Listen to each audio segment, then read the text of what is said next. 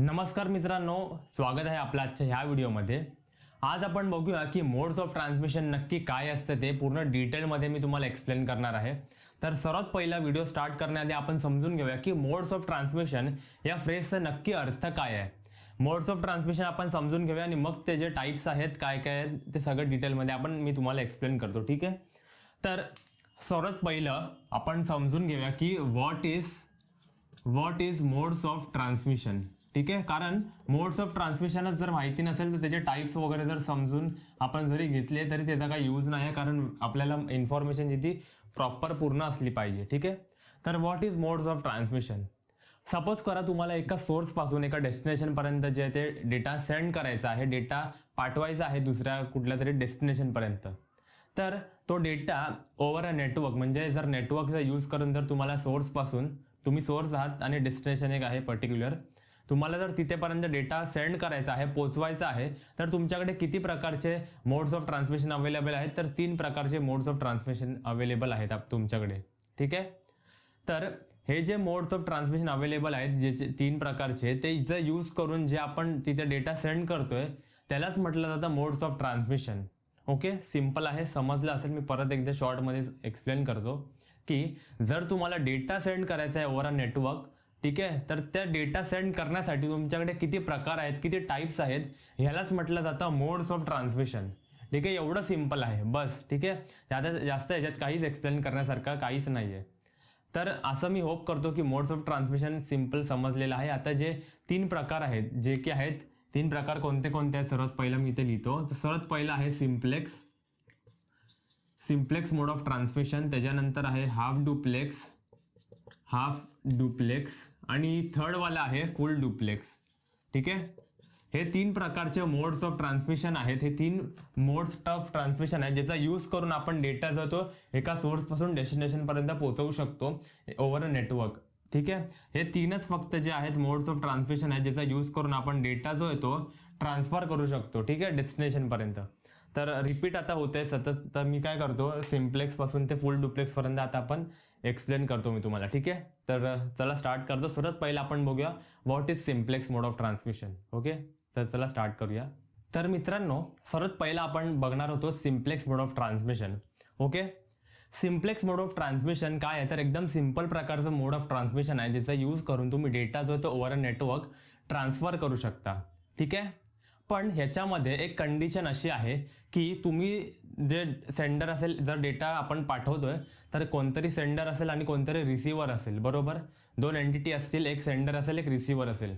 Simplex केसमध्ये, simplex mode of ट्रान्समिशनमध्ये हे जे 2 एंटिटी असणार आहेत, सेंडर आणि रिसिव्हर, हे जे 2 एंटिटी आहेत ते फिक्स्ड असणार आहेत। म्हणजे काय, तर जो सेंडर आहे, जो डेटा सेंड करतोय तो सेंडर आहे आणि जो डेटा रिसीव्ह करतोय तो रिसिव्हर आहे। ओके, तर हे जे 2 एंटिटी आहेत ते नेहमी फिक्स्ड असणार आहेत। म्हणजे सेंडर जो तो नेहमी डेटा जो तो सेंड करेल आणि रिसिव्हर जो तो डेटा फक्त रिसीव्ह करू शकतो।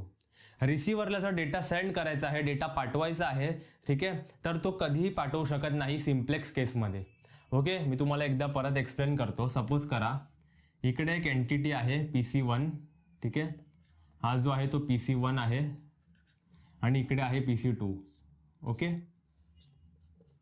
PC2। आता सपोज करा ह्या केसमध्ये PC1 जो आहे तो सेंडर आहे आणि PC2 ऑब्विसली रिसिव्हर असणार आहे, ठीक आहे। तर ह्या केसमध्ये PC1 जो आहे तो नेहमी सेंडर राहील आणि PC2 आहे जो ते नेहमी रिसिव्हर राहील।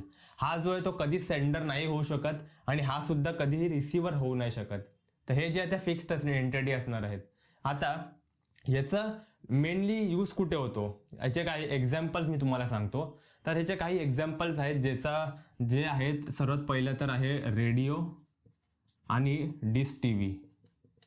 डिश टीव्ही मध्ये पण मित्रांनो आपण नेहमी बघतो की आपला जो डिश अँटिना आहे, आपला जो टीव्ही आहे, तो नेहमी डेटा रिसीव्ह करतोय त्यांच्या स्टेशनमधून, जिथून पण डेटा आपल्याकडे ब्रॉडकास्ट होतोय, सेंड होतोय, तर आपण जो तो फक्त डेटा रिसीव्ह करतोय, ठीक आहे। ते जे झाले सेंडर झाले, आपण आपला जो PC आहे, सॉरी आपला जो टीव्ही आहे किंवा सेटटॉप बॉक्स आहे तो रिसिव्हर झाला, ठीक आहे। म्हणजे काय, तर PC1च्या जागी आता आपण घेऊया सेंडरमध्ये डिश टीव्ही घेऊया आपण, ठीक आहे।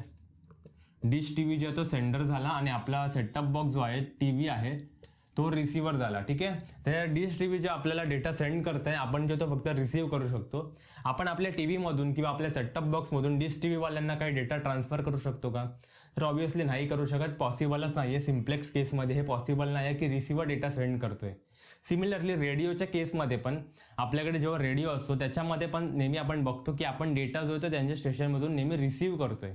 आपल्या रेडिओमधून कधी आपण डेटा जो होतो तिथे ट्रान्सफर करू शकतो का? तर ऑब्व्हियसली नाही करू शकत. हे सिम्प्लेक्समध्ये पॉसिबलच नसतं. हे वन वे कम्युनिकेशन असतं, म्हणजे डेटा फक्त येऊ शकतो.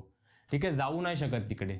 तर हेच असतं simplex mode of transmission. Me hope करतो तुम्हाला सिम्प्लेक्स जे ते कळालं असेल. काही डाऊट्स असेल तर तुम्ही मला विचारू शकता कमेंट्समध्ये. आणि अजून एक गोष्ट म्हणजे काय, मी जे ते हँड रिटन नोट्स प्रॉपरली दिलेले आहेत डिस्क्रिप्शनमध्ये. ठीक आहे, तुम्ही बघत असाल मी इथे काही पॉईंट्स लिहिलेले नाहीत. मी तुम्हाला कॉन्सेप्ट एक्सप्लेन करतोय, जेणेकरून तुम्हाला कॉन्सेप्ट जर समजली तर नोट्स वगैरे काय चॅट जीपीटी पण बनवून देते. तरी मी हँड रिटन नोट्स दिलेले आहेत, तरी तुम्हाला जर पॉईंट्समध्ये हवी असेल तर तुम्ही त्याला रेफर करू शकतात. ओके, तर चला आता आपण बघूया की हाफ डुप्लेक्स काय असतं ते. ओके, चला स्टार्ट करतो आता. तर मित्रांनो, मी होप करतो तुम्हाला सिम्प्लेक्स मोड ऑफ ट्रान्समिशन जे ते समजलं असेल. आता आपण बघूया half duplex communication, half duplex transmission काय असतं ते. ओके, तर आपण सिम्प्लेक्स मध्ये काय बघितलं होतं की सेंडर आणि रिसिव्हर जे ते फिक्स्ड असणार आहेत. रिसिव्हर जो तो डेटा सेंड नाही करू शकत. पण हाफ डुप्लेक्स मध्ये असं नाही आहे. सेंडर पण डेटा जो तो सेंड करू शकतो आणि रिसिव्हर जो पण आहे तो पण डेटा जो तो सेंड करू शकतो. म्हणजे काय, तर दोन्ही एंटिटी डेटा सेंड आणि रिसिव्ह करू शकतात. पण हाफ डुप्लेक्स मध्ये कंडिशन अशी आहे, भलेही आपण दोन्ही एंटिटी जो तो डेटा सेंड रिसिव्ह करू शकतात, पण एका वेळेला कोणतरी एकच एंटिटी जे ते डेटा आयदर सेंड करेल किंवा आयदर रिसिव्ह करेल. म्हणजे सपोज करा PC1 आणि PC2 जो आहे ते डेटा एकामेकासोबत कम्युनिकेट करतायत, सेंड करतायत. ठीक आहे, PC1 ने डेटा सेंड केलाय PC2 ला. आता जोपर्यंत PC1 चा डेटा कम्प्लिटली सेंड नाही करून होत, सपोज करा 1 GB ची काही मूवी पाठवली आहे, त्याला मे बी 5 मिनिट्स लागतील डेटा कम्प्लिटली ट्रान्सफर होण्यासाठी.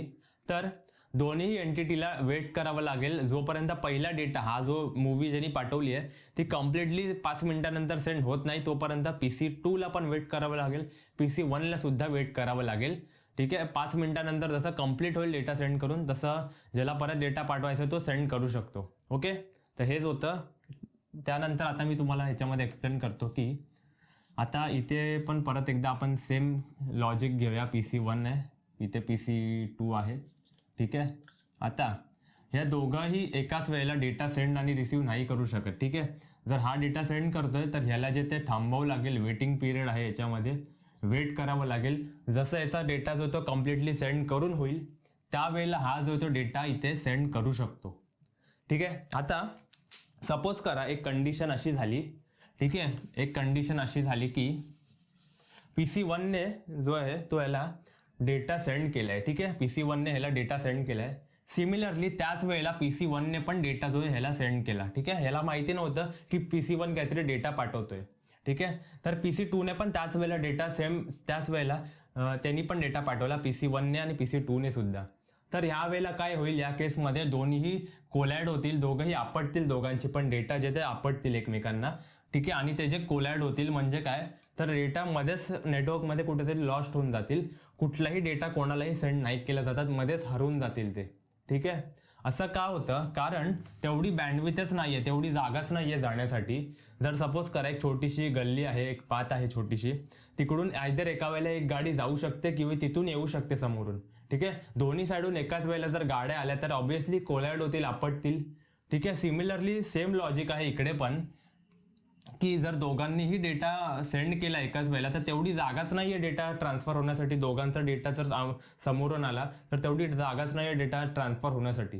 तर ते दोन्ही आपटतील आणि डेटा लॉस्ट होऊन जाईल, पॅकेट्स लॉस्ट होऊन जातील. ठीक आहे, तर त्यामुळे जर एक डेटा सेंड करत असेल कोणतरी एंटिटी तर दुसऱ्याला वेट करावं लागतं. ओके, सिम्प्लेक्स केसमध्ये हे एक कंडिशन असते, सिम्पल आहे. ओके, तर होप करतो मी तुम्हाला हाफ डुप्लेक्स जे ते समजलं असेल. ओके, तर आता मला जर याचं एक्झाम्पल द्यायचं झालं तर एक बेस्ट एक्झाम्पल आहे वॉकी टॉकी. ठीक आहे, आपण मूवीजमध्ये, वेब सिरीजमध्ये वगैरे जे ते बघितलं असेलच, एका वेळेला कोणतरी एकच वॉकी टॉकीवरती एंटिटी एकदा बोलते. ओके, आयदर एक इथून बोलतो किंवा तिथून रिसिव्हर जो तो बोलत असतो. ओके, एक एंटिटी इथून बोलतो, जे पण काय मेसेज पाठवायचा आहे इथून हा ओव्हर बोलतो, तिथून तो जर डेटा ट्रान्सफर करायला चालू करतो. सिमिलरली तो तिथून ओव्हर बोलतो तेव्हा हा माणूस तो डेटा ट्रान्सफर करायला चालू करतो.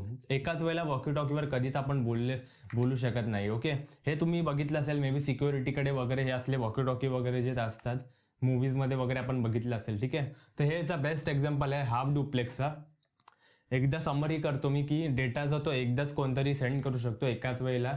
एक आयदर PC1 डेटा सेंड करू शकतो किंवा आयदर PC2 डेटा सेंड करू शकतो. ठीक आहे, किंवा रिसीव्ह जर कोण करत असेल तर एका वेळेला एकच काहीतरी ऍक्टिव्हिटी होऊ शकते.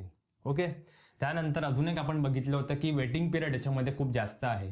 सपोज करा मे बी यांनी काहीतरी मोठा डेटा पाठवला, PC2ने ह्याला काहीतरी 10 GB ची फाईल पाठवली. ठीक आहे, मे बी जर 20 मिनिटं लागतील त्या फाईलला, तर ह्याला वेट करावं लागेल दोघांनाही की 20 मिनिटं वेट करावं लागेल जोपर्यंत ती डेटा कम्प्लिटली सेंड नाही होत. ठीक आहे, तर अशा प्रकारे जे ते हाफ डुप्लेक्स वर्क करतं. होप करतो मी तुम्हाला हाफ डुप्लेक्स पण कळालं असेल. सिम्पलच आहे. आता आपण लास्ट आणि फायनल बघूया फुल डुप्लेक्स. ओके, तुम्ही नोट्स पण खाली बघू शकता. तर चला स्टार्ट करूया. आता मी सांगतो की फुल डुप्लेक्स काय असतं ते.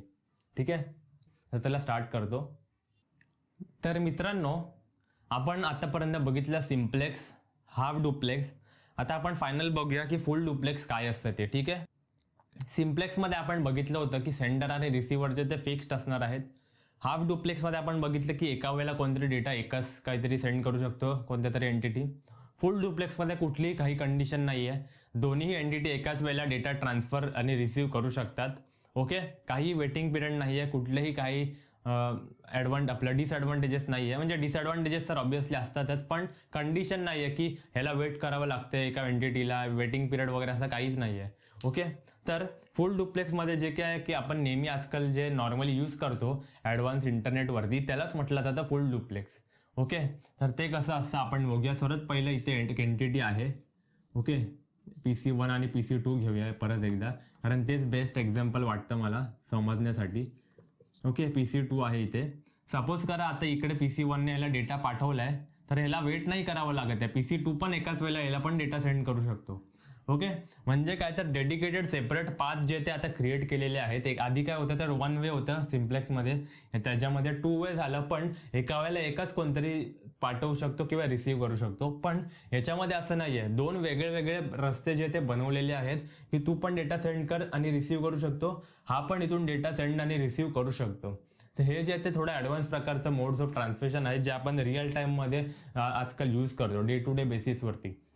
याचं एक्झाम्पल काय झालं तर याचं एक्झाम्पल आहेत व्हिडिओ कॉल्स, कारण आपण एकाच वेळेला डेटा सेंड आणि रिसीव्ह पण करतोय. त्यानंतर व्हॉइस कॉल्स. ठीक आहे, हे जे ते सगळे फुल डुप्लेक्सचे एक्झाम्पल्स आहेत, कारण जेव्हा आपण फोनवरती बोलत असतो कॉलवरती तेव्हा तो पण तिथून डेटा सेंड करतोय, तो पण तिथून बोलतोय, आपण पण इथून बोलत असतो. तर हेच इथं फुल डुप्लेक्समध्ये ज्याच्यामध्ये रिअल टाईम कम्युनिकेशन पॉसिबल होतं.